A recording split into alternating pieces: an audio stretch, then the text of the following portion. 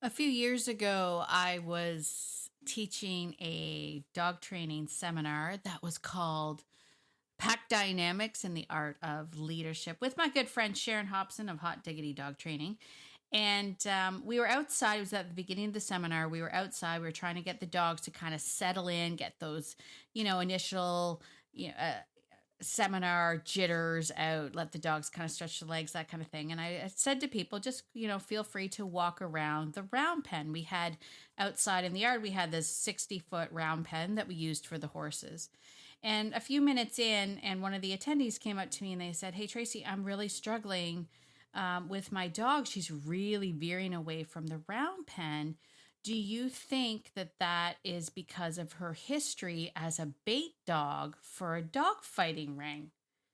And I have to admit, that question kind of threw me for a little bit of a loop. I thought, how interesting.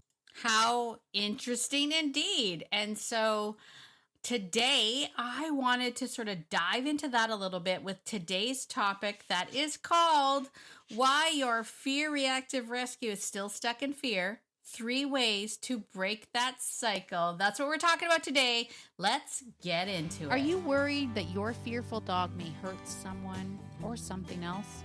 Do you have to prepare just to take a walk around the block? Hi, I'm Tracy, and I too had that dog. The one that you could only walk at nighttime when no one else was around. And I felt ashamed, and oh gosh, I wish that people could just see the dog that I know and love. I wanted the confidence to be able to walk my dog and not have to worry about who or what was around the corner. And I kept telling myself that if I just keep doing obedience drills and distracting with treats, that things would get better. Until I found the secret. Fear is not something that you can train out of a dog.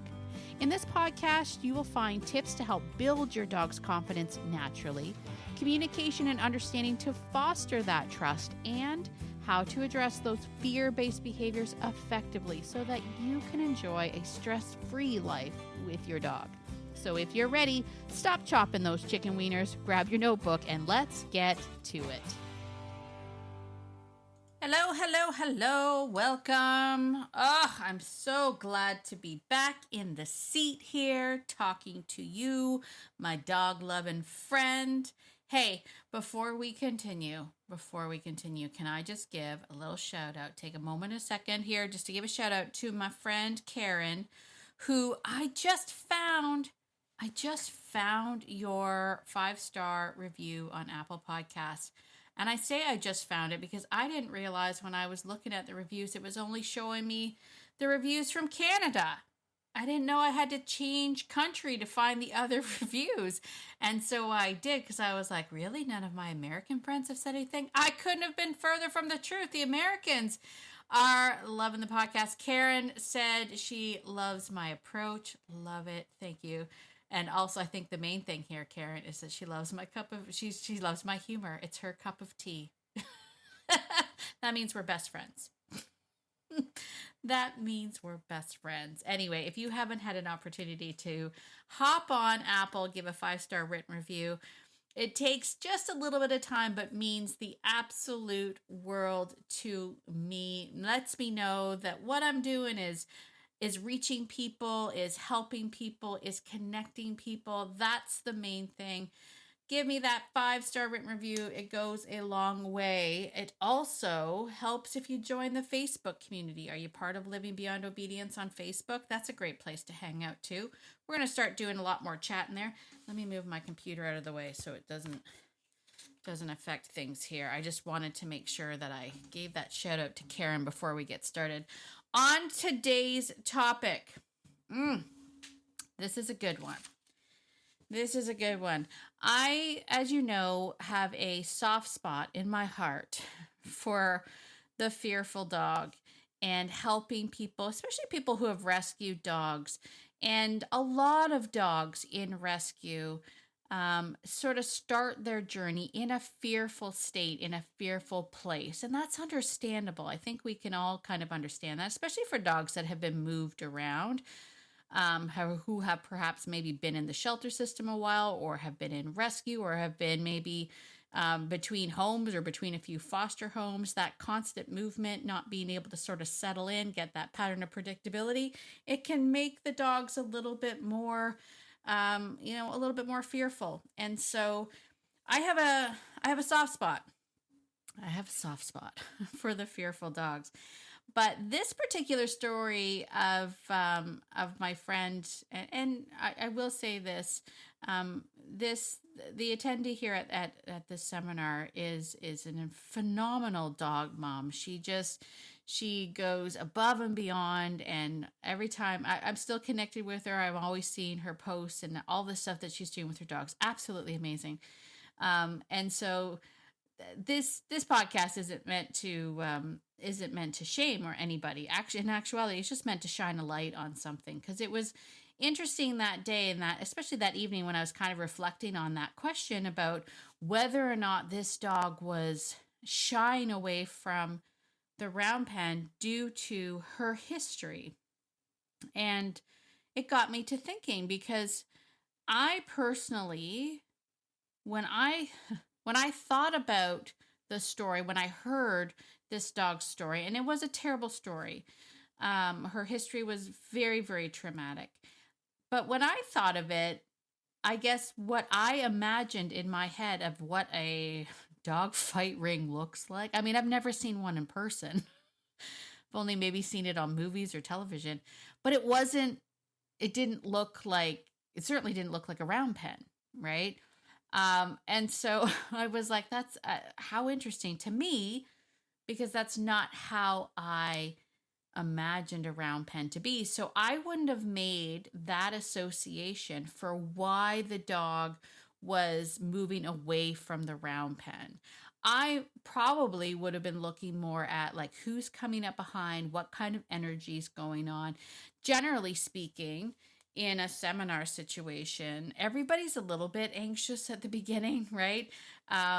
We humans come into us, if you've never been to a dog seminar, you know, depending on how the seminar is set up, you show up with your dog. Sometimes the dogs are allowed to be in the seminar with you. Sometimes they're like, in a crate in another room, that kind of thing. But either way, humans generally are a little bit nervous, a little bit anxious. So the dogs are a little bit nervous and anxious. Anytime you put a bunch of dogs that are nervous and anxious with their nervous, anxious humans, there's some anxiety and some nervousness just floating around, right?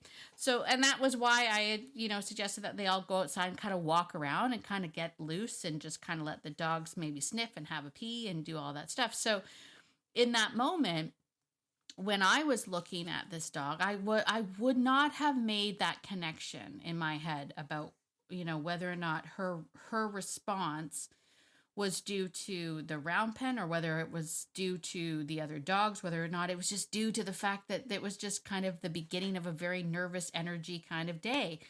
And so that's what led to this kind of topic today, because I think there are sort of three ways that you can break the fear cycle, or help your dog break the fear cycle.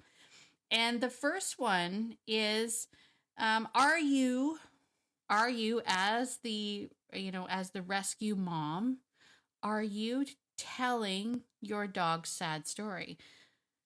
And in a lot of cases, especially, I see this in rescue a lot. Okay. And you know what? I'm just going to come out.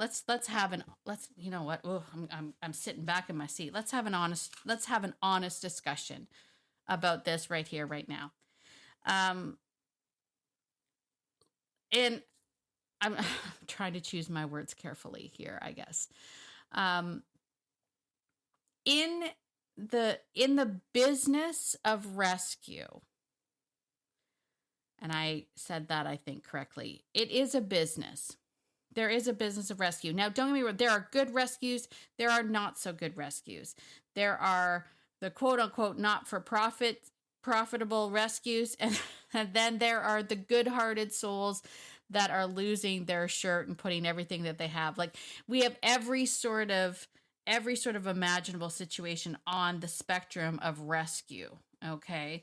But the reality of it is that it is actually a business. However you want to put it, money is being exchanged for, I don't want to say a product, but it essentially is money is being exchanged for something. Therefore, it's a business. And in the business of rescue, they're playing on our heartstrings. They are playing on our heartstrings. Gonna they're gonna tell you the story. They're gonna tell you a story. They're gonna tell you some story. They might tell you an untruthful story.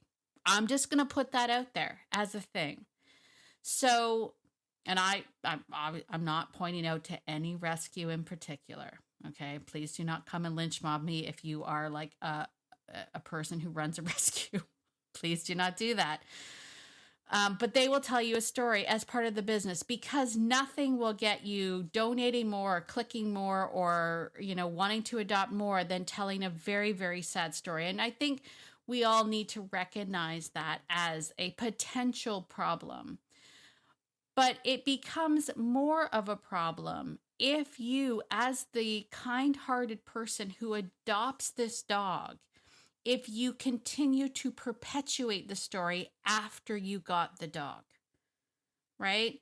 If you continue to share this dog's sad story to every single person that you meet, you essentially keep this dog suspended within that story. Every person that you meet that meets your dog is going to now look at that dog through the eyes and through the energy of someone who feels sorry for that dog. And the last thing that a fearful dog needs in this world is people to feel sorry for them.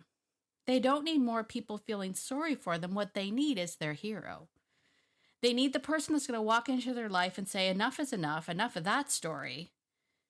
This story begins today. Your new story begins today. And I'm going to change it now that I'm thinking about it out loud. I'm going to change it. They don't need you to be their hero. They need you to be the guide that guides them to be their own hero. Oh my gosh, we're talking about story arcs now.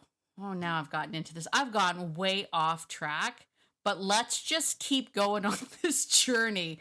Let's think about it that way. They need you to be the guide. They need you to be the Yoda to the Obi-Wan to Luke Skywalker. I'm not really good with my things, but think about any story where there is a hero. Your role in your dog's life isn't to be their hero. Your role in your dog's life is to be the Obi-Wan Kenobi to their Luke Skywalker. Is that correct? Someone tell me in the comments if that's correct. I'm not great with my Star Wars. Is that correct? What did Yoda do? Yoda was the little green dude, right? What did Yoda do? Did Yoda help? You get what I'm saying. Okay, that's what you need to be. You need to guide your dog through this journey. Let them be the hero of their own life. Let them start to get the wins and all of that stuff. That is your role. You're not the narrator of the past that keeps bringing up the sad story, that keeps them suspended indefinitely within that trauma, within that sadness. Okay? And that brings me to point number 2, which is, are you imagining your dog's sad story? And I think this happens more often than we like to think. Kind of like in the beginning of this episode when I talked about the round pen and the fact that, this person was like, does that represent a fight ring? And in my mind, that didn't represent a fight ring at all. I wouldn't have made that connection. But here's the fun thing about our human brains, especially when it comes to getting certain facts or told to us facts that maybe aren't facts. Our mind will fill in those blanks for us. Our mind will create the full picture given very little pieces of information. Our mind will start to just piece that all together and formulate an idea that, especially when it's charged with this emotion, we're going to create this incredible idea of what we think happened to the dog. That's why I'll hear all the time people say things like, oh, he must have been hit by a wooden spoon because I went to make spaghetti one day and the dog just cowered in the floor. that we will start to make assumptions, and then our brain starts to fill in these pieces, and before you know it, we've created a story that may not even be true, but we will make sure to the dog and to us it's true by perpetuating it through the stories that we tell. So those are two ways that I see that keep dogs literally stuck in fear. Now, I know some of us like to tell the story because we like people to know. And let me just say, too, from a trainer perspective, and this is why I hear a lot of the stories, because people will say, you probably need to know that this happened to the dog, and that's why the dog is exhibiting these behaviors. And what I say to that is, if you know that to be true, if you were specifically there and saw that happen, then yes, we might be able to utilize that as information to help us come up with a plan to help the dog overcome that fear. But if it's something that you are assuming, if it's something that you think might have happened, if it's something that a third party person told you happened, I'm going to actually not take that as truth. I'm going to just move on from that. And in a lot of cases, us living in the story doesn't help us anyway. Okay, it really doesn't help us anyway. So here's what I want you to do instead for those two things. Whether or not you're telling the dog's actual sad story because you know the sad story to be true, or perhaps your mind has made up some of the story or filled in the blanks for you. Whatever that is for you, if that is you, I want you to decide right here, right now, today, that you are going to stop that completely. Vow to never tell the story again. And I think that's actually what I told that my friend that was at the seminar. I think that is what I told her. I was like, take this time right now and never tell that story. Never tell that story again. From here on in, every single story that you tell, whether or not it's a post that you do on Facebook with a cute picture, if it's a story that you're telling your other friends on a dog walk, from here on in, the only stories I want you to tell are the stories where your dog has won, where your dog is the hero of that story. Let your dog be the absolute hero of every story that you tell. And if you can, if you can find a way to make your dog a hero of every story, do that. Because telling those positive stories are actually going to shape how not only you feel about the dog, but how the dog feels about themselves. Right? When we start to look at the dog as, look at what you have done, my man. Look at the things that you've accomplished. Look at all the stuff that you have done today. You found a frog. You learned to climb up this park bench. You learned this new trick that we did, whatever that is. You're taking them to agility classes. You learned a new skill. Every story you tell should be about all the wins the dog has got. Because guess what? Your dog that you have, that you took from rescue, is 100% a winner. They have won the lottery. They have you. They have you in their life. That dog has won the lottery, and they don't want to sit back and think about what happened to them. They want to live in the now. And they won the lottery because they've got you. And how do I know that? Is because you're here listening to this. So you're a winner in my books. The dog is a winner for having you in their life. They are grateful that you are there. They think that you're amazing. You are amazing. You never have to let that dog live that story another day. So vow today, if that is you, that you will never tell that dog's story. Someone says, hey, where'd you get that dog? You could just be like, hey, I got the dog from this place, and look at him now. Like, he's amazing. Like, look at how great he is. Look at all the things he does now. He does all these things. He's an incredible dog. Start there. Vow today never to tell that story. Okay, and then the third reason why your dog is staying stuck in fear. I just put this down. I've talked about this before, but I'm going to say it again because I see it and hear it all the time, is it's because you're saying it's okay to your dog when it's not. Okay, we've talked about the word. You know how I don't like the word it's okay. It really has to do with how we say it's okay. It has to do with how we go, it's okay, you're okay. I don't want you to, you're okay, your dog. Don't you're okay your dog out of fear. So here's what I want you to do. If it's not okay, don't say it's okay. Don't say it's okay.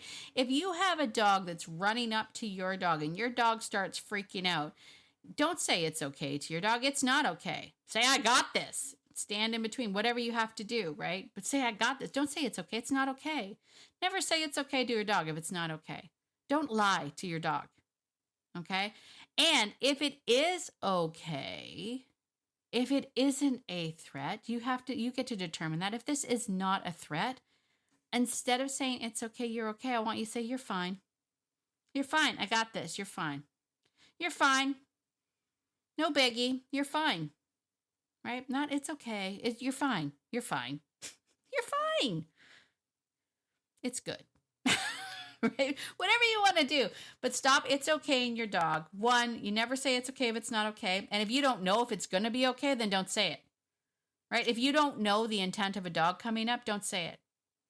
Don't say it. I've had lots of dogs approach my dogs and they appear friendly because they're coming up and they're kind of all like wiggling and whatnot. But as they get even closer, I can tell that they're starting to change and that's going to turn bad. It's not okay. Don't say it's okay. Don't say it's okay if it's not okay. And if it is okay, change your wording. All right. So those are the three things.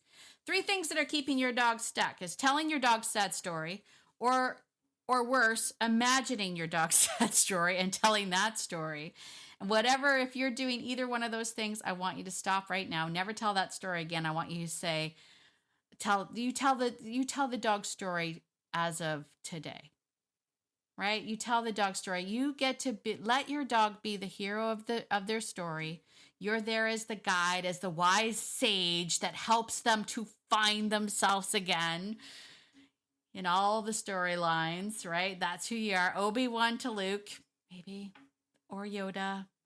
Someone tell me in the comments, please. If you're on Spotify, you can comment. Tell me in the comments.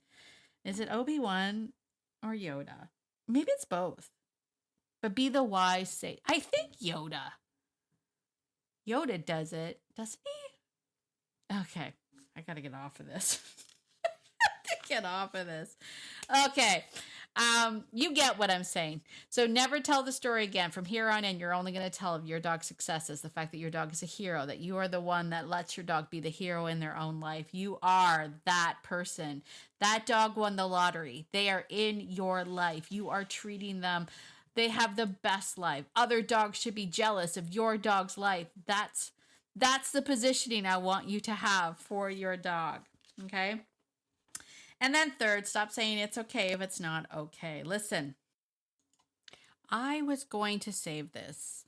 I can't, though, because I'm kind of excited about it. I'm still working hard on it in the background, and I'm super duper excited. I want to let you know first here on the podcast, coming up September 9th and 10th. September 9th and 10th, I am going to be doing a 2-day live boot camp for my fear-reactive dogs. So if you're someone who is struggling with a reactive dog, maybe they're acting aggressively, they won't chill out, you find yourself with the anxiety every time you leave the house. Oh gosh, I've been there.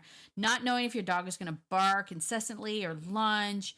God forbid anything happen. You love your dog, right? So much that you can't give up on them, but you're kind of at your wit's end.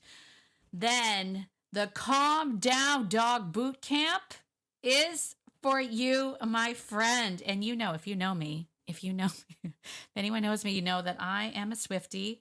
So every time I say the title of this boot camp in my head, you need to calm down. You're being too loud. Okay. That's got to be the theme of the boot camp.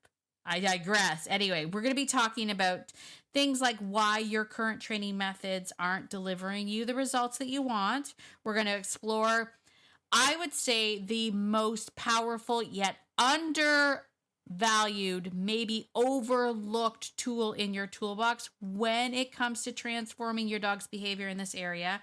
And finally, I'm also going to uncover the truth about what it really takes to help your dog feel safe, secure, and confident without relying on lots of tools and tricks and treats and techniques and repetitive training, all of that good stuff. I'm going to be spilling all the tea in this 2-day live event. It's free. You need to sign up. I want you to go to beyondobedience.ca/bootcamp, BOOTCAMP, to get signed up today. Super excited about it. I hope you are too. I think that's it for today, my friends. Besides me spilling the beans on the boot camp before I was supposed to.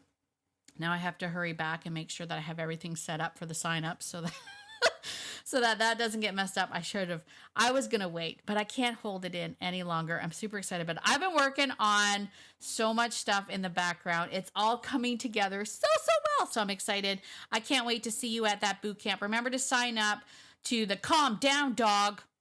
You need to calm down. You're being too loud. Anyway, yes, that will happen. That will happen probably the whole boot camp. But we're going to be talking about lots of great stuff in that boot camp. Sign up today, beyondobedience.ca/bootcamp. Can't wait to see you. I will see you there. And as always, my friends, get out there today and be the person that your dog thinks you are. Be the wise sage in your dog's hero story, my friends, because your dog thinks that you are amazing. And so do I. Have a great week, everybody. We'll see you all next week. Bye for now. Oh, and one more thing. This podcast is meant for entertainment and education purposes only and is not meant to replace hands-on professional training.